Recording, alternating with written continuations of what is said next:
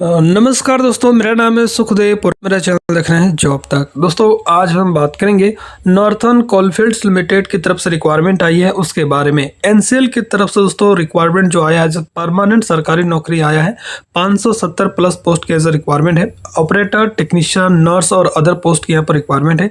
अलग अलग क्वालिफिकेशन के आधार पर दोस्तों अलग अलग यहाँ पर पोस्ट जो है रखा गया है। पूरी जानकारी के लिए वीडियो को लास्ट तक जरूर देखें, वीडियो को एक लाइक करें, अपने दोस्तों में शेयर करें, चैनल को सब्सक्राइब करके बेल आइकन को भी जरूर प्रेस करें। तो चलिए वीडियो को स्टार्ट करते हैं।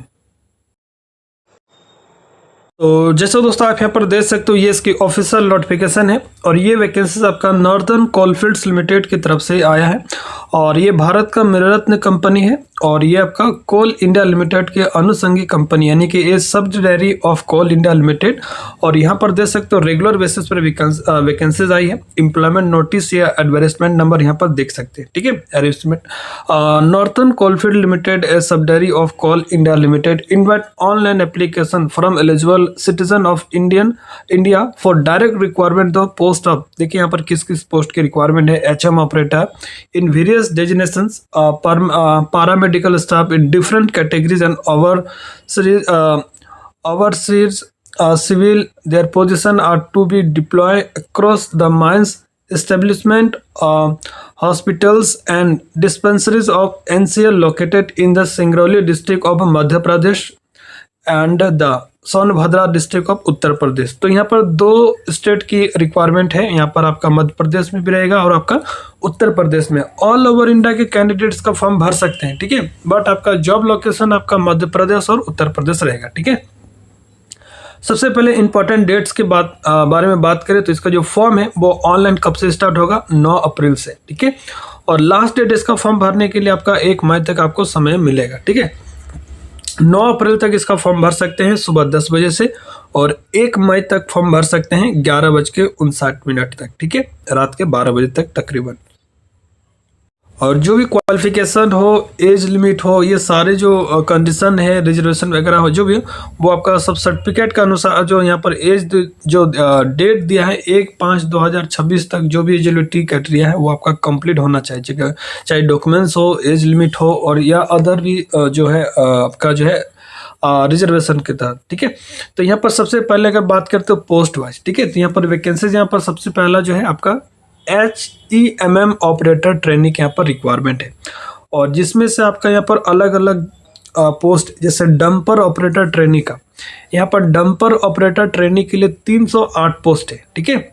और यहाँ पर कैटेगरी वाइज भी सीट दिया गया है, तो आप अपने कैटेगरी वाइज सीट देख लीजिएगा। टोटल यहाँ पर 308 पोस्ट है डंपर ऑपरेटर ट्रेनिंग के लिए, ठीक है। और एक सर्विसमैन के लिए भी अलग से सीटें यहाँ पर रिजर्व रखी गई है, ठीक है। दूसरा जो है ग्रेडर ऑपरेटर ट्रेनिंग के लिए यहाँ पर 34 पोस्ट की रिक्वायरमेंट है। डोजर ऑपरेटर ट्रेनिंग के लिए 52 पोस्ट की रिक्वायरमेंट है। क्रेन ऑपरेटर ट्रेनिंग के लिए 17 पोस्ट की रिक्वायरमेंट है। फिर आपका पे लोडर ऑपरेटर ट्रेनिंग के लिए 18 पोस्ट की रिक्वायरमेंट है और सरफेस मॉनिटर ऑपरेटर ट्रेनिंग के लिए यहाँ पर 43 पोस्ट की रिक्वायरमेंट है, ठीक है। इस तरह से टोटल यहाँ पर 470 पोस्ट है, ठीक है। और एक्स सर्विसमैन के लिए यहाँ पर 90 पोस्ट है।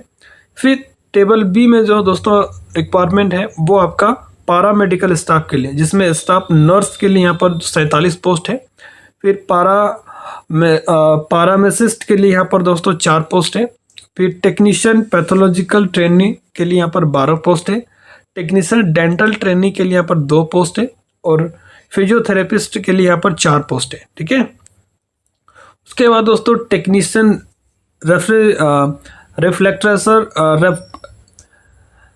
रिफ्रैक्शन ऑप्टोमर ट्रेनिंग के लिए यहाँ पर 1 पोस्ट है। फिर टेक्नीशियन रेडियोग्राफर ट्रेनिंग के लिए यहाँ पर 3 पोस्ट है। जूनियर टेक्नीशियन ECG के लिए यहाँ पर 2 पोस्ट है। इस तरह से टोटल यहाँ पर 75 पोस्ट की रिक्वायरमेंट है। टोटल आप काउंट करेंगे तो 500 प्लस पोस्ट की रिक्वायरमेंट है। फिर नेक्स्ट रिक्वायरमेंट है दोस्तों ओवरसीर सिविल के लिए यहाँ पर अलग से 30 पोस्ट की यहाँ पर रिक्वायरमेंट है, ठीक है। अब यहाँ पर बात करेंगे दोस्तों, जो भी मैंने आपको पोस्ट बताया उस पोस्ट के लिए क्या क्या क्वालिफिकेशन होना चाहिए, ये यहाँ पर डिटेल्स आप देख सकते हैं। डंपर ऑपरेटर के लिए, गराडर ऑपरेटर ट्रेनिंग के लिए डोजर ऑपरेटर, क्रेन ऑपरेटर, पे लोडर ऑपरेटर और सरफेस माइन ऑपरेटर, इन सभी के लिए जो क्वालिफिकेशन है दोस्तों 10th पास है तो भी अप्लाई कर सकते हैं, या 12th पास है तो भी अप्लाई कर सकते हैं, या इसको इक्विवेलेंट कोई कोर्सेज से अप्लाई कर सकते हैं। साथ ही दोस्तों यहाँ पर और भी कंडीशन रखा गया है, आपके पास वैलिड HMB और transport license issued from any RTA या RTO ऑफ इंडियन स्टेट। ठीक है, तो इस पोस्ट के लिए अप्लाई करने के लिए पहला क्वालिफिकेशन होना चाहिए 10th या 12th। दूसरा जो क्राइटेरिया उन्होंने रखा है, आपके पास वैलिड HMB या ट्रांसपोर्ट लाइसेंस आपको होना चाहिए, जो कि एनी RTA या RTO ऑफ इंडियन स्टेट, किसी भी स्टेट से हो। ये सर्टिफिकेट आपके पास है तो आप ऑपरेटर के लिए यहाँ पर फॉर्म भर सकते हैं। ठीक है, और जो दूसरा पोस्ट है स्टाफ नर्स के लिए, इसके लिए यहाँ पर 10+2 रखा गया है, या रिकॉग्नाइज बैचलर ऑफ नर्सिंग जिसमें BSc नर्सिंग, या recognise diploma in general nursing and midwifery from recognise institution approve by the government है, अप्लाई कर सकते हैं। ठीक है, तो ये सारे चीज़ें यहाँ पर देख सकते हैं। और उसके बाद फार्मासिस्ट ट्रेनिंग के लिए यहाँ पर दोस्तों 10+2 है, साइंस से अप्लाई कर सकते हैं, या डिप्लोमा अपने फार्मेसी से कर रहे थे तो भी इसका फॉर्म भर सकते हैं। ठीक है, और टेक्नीशियन पैथोलॉजिकल ट्रेनिंग के लिए यहाँ पर डिप्लोमा आपका पैथोलॉजी से होना चाहिए, और टेक्नीशियन डेंटल के लिए यहाँ पर भी दोस्तों 10+2 है, और यानी इंटरमीडिएट है, अप्लाई कर सकते हैं, लेकिन डिप्लोमा आपका डेंटिस्ट्री या डेंटल टेक्नोलॉजी से होना चाहिए। ठीक है, फिजियोथेरेपिस्ट के लिए यहाँ पर डिप्लोमा आपका फिजियोथेरेपिस्ट से होना चाहिए, और 3 साल का आपका कोर्स भी ये होना चाहिए। ठीक है, टेक्नीशियन रिफ्रैक्शन या ऑप्टोमेट्री के लिए यहाँ पर हाई सेकेंडरी मांगा है, और साथ ही डिप्लोमा आपको रिफ्रैक्शन या ऑप्टोमेट्री से होना चाहिए। ठीक है, टेक्नीशियन रेडियोग्राफर के लिए यहाँ पर डिप्लोमा आपका रेडियोग्राफर से होना चाहिए, रेडियोग्राफी से होना चाहिए। ठीक है, फिर जूनियर टेक्नीशियन ECG के लिए यहाँ पर दोस्तों 10+2 अप्लाई कर सकते हैं, या 2 साल के आपके पास रिलेवेंट फील्ड में, यानी कि ECG टेक्नीशियन, या आपका जो एक्सपीरियंस होना चाहिए ECG टेक्नीशियन, जो कि हॉस्पिटल अंडर कार्डियोलॉजी और फिजिशियन वगैरह से। ठीक है, तो यह अपने नर्सिंग होम हैविंग आपके पास है, ECG सर्विस अंडर है कार्डियोलॉजी या फिजिशियन से, तो इसका फॉर्म भर सकते हैं। अब उसके बाद ओवरसीर सिविल के लिए यहाँ पर दोस्तों आपके पास जो है 3 साल का डिप्लोमा आपका सिविल वगैरह से होना चाहिए। ठीक है, अब यहाँ पर दोस्तों HEM ऑपरेटर के लिए यहाँ पर क्या क्या जॉब प्रोफाइल्स वगैरह रहेगा, या क्या क्या यहाँ पर सर्टिफिकेट वगैरह मांगा है, और ये सारे डिटेल्स यहाँ पर दिया गया है। जैसे HMB या ट्रांसपोर्ट हैवी मोटर व्हीकल्स, ठीक है, ये आपके पास तो होना चाहिए लाइसेंस। ठीक है, हैवी मोटर व्हीकल्स का लाइसेंस होना चाहिए, और ट्रांसपोर्ट में भी different in different state like as a transport and the same is not specific to any particular vehicles bike like as a bike crane PSBU। ठीक है, तो ये लाइसेंस आपके पास है, जैसे कार का हो, क्रेन का जो है बाइक वगैरह हो, ये आपका नहीं चलेगा। आप अगर HM ऑपरेटर के लिए अप्लाई करना चाह रहे हैं तो आपके पास हैवी मोटर व्हीकल्स का लाइसेंस होना जरूरी है। ठीक है, तो ये सारी चीज़ें यहाँ पर दिया गया है। बाकी यहाँ पर परसेंटेज वगैरह दिया गया है दोस्तों, यहाँ पर देख सकते हैं।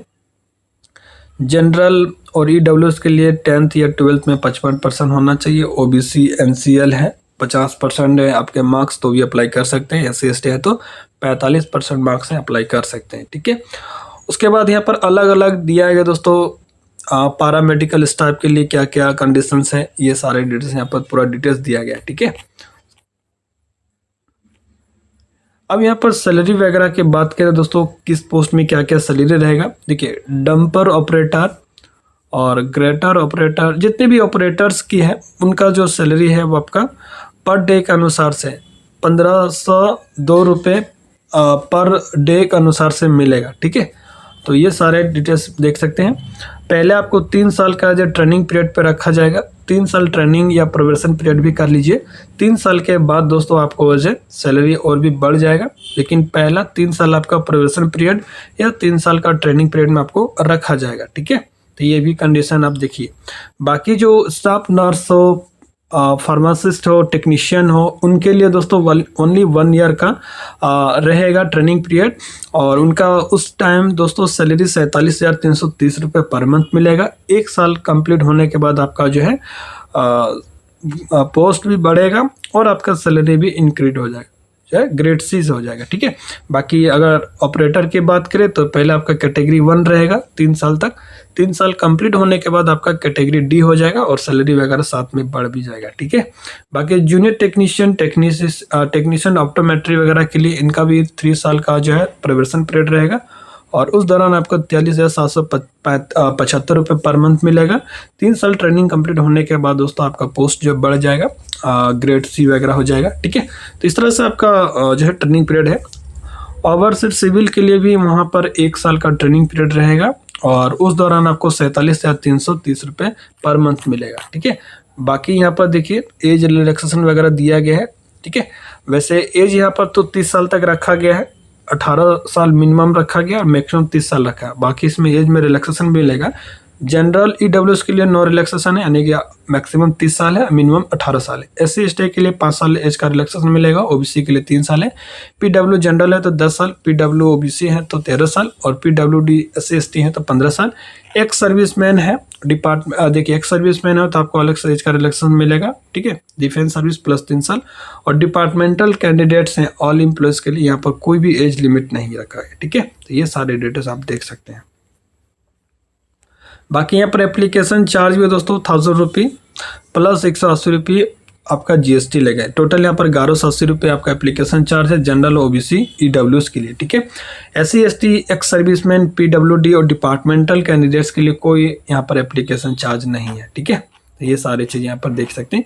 सिलेक्शन प्रोसेस के बात करें तो यहाँ पर आपका रिटन एग्जाम होगा और आगे का भी यहाँ पर देख सकते हैं और यहाँ पर देख सकते हैं 100 मार्क्स का एग्जाम होगा, 90 मिनट आपको समय मिलेगा। ठीक है, एक क्वेश्चन पे 1 है नंबर मिलेगा और no penalty for wrong answer. ठीक है, कोई भी क्वेश्चन अगर गलत होता है तो उसमें नेगेटिव मार्किंग आपका नहीं रहेगा। ठीक है, तो यहाँ पर आप देख सकते हैं ऑल पोस्ट के लिए 100 मार्क्स रहेगा, जनरल ईडब्ल्यूएस के लिए 50% क्वालिफिकेशन के लिए चाहिए marks, SC ST ex serviceman OBC और पीडब्ल्यूडी कैंडिडेट है तो 100 में से कम 40 मार्क्स आपको लाने पड़ेंगे क्वालिफाई होने के लिए। बाकी इसका कट ऑफ वगैरह और भी ज़्यादा चल जाता है, लेकिन इतने मार्क्स आपको लाएंगे तभी आपको क्वालिफाई हो जाएंगे। ठीक है, तो ये सारी चीज़ यहाँ पर देख सकते हैं। बाकी सारा डिटेल्स मैंने बता दिया दोस्तों। आप अगर सिलेबस का वीडियो चाहते हैं तो प्लीज़ मुझे कमेंट करके बता दीजिए।